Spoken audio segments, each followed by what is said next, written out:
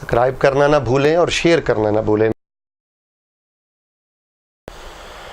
السلام علیکم ورحمۃ اللہ وبرکاتہ۔ میرے بڑے ہی گرامی قدر بھائی ہیں، وہ پوچھ رہے ہیں کہ فیکٹری کے مالکان اور جو مل مالکان ہیں وہ زکوٰۃ کیسے ادا کریں؟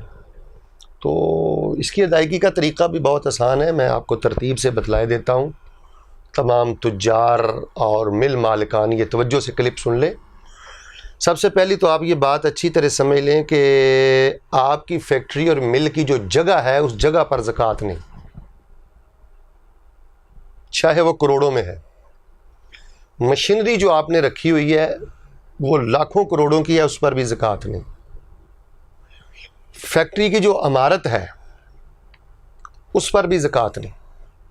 یہ تین باتیں آپ پہلے اچھی طرح سمجھ لیں۔ زکوٰۃ یہ ہے کہ آپ کی فیکٹری میں یا مل میں جو مال پڑا ہوا ہے اور اوسطاً پورا سال جتنی مالیت کا مال رہتا ہے، وہ آپ اس کا اندازہ لگا لیں کہ یہ کتنے کروڑ کا ہے، 1 کروڑ کا ہے، 2 کروڑ کا ہے۔ پھر آپ نے مارکیٹ سے جو رقم لینی ہے وہ بھی آپ ساتھ ملا لیں۔ پھر جو نقدی آپ کے پاس پڑی ہے اس پہ سال گزرا ہوا ہے وہ بھی آپ ساتھ ملا لیں۔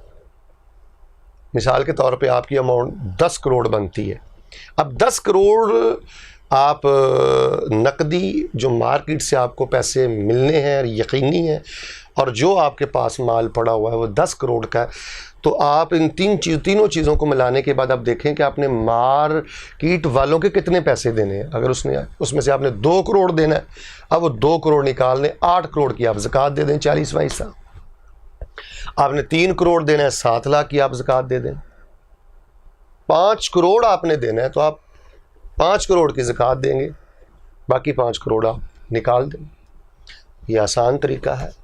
اللہ تبارک و تعالیٰ مجھے اور آپ کو دین کے مطابق، شریعت کے مطابق، یہ جو اللہ کا بہت بڑا فریضہ ہے اور جو بہت بڑا اسلام کا رکن ہے زکوٰۃ، یہ اللہ تعالیٰ ہم سب کو خوش دلی سے ادا کرنے کی توفیق عطا فرمائے۔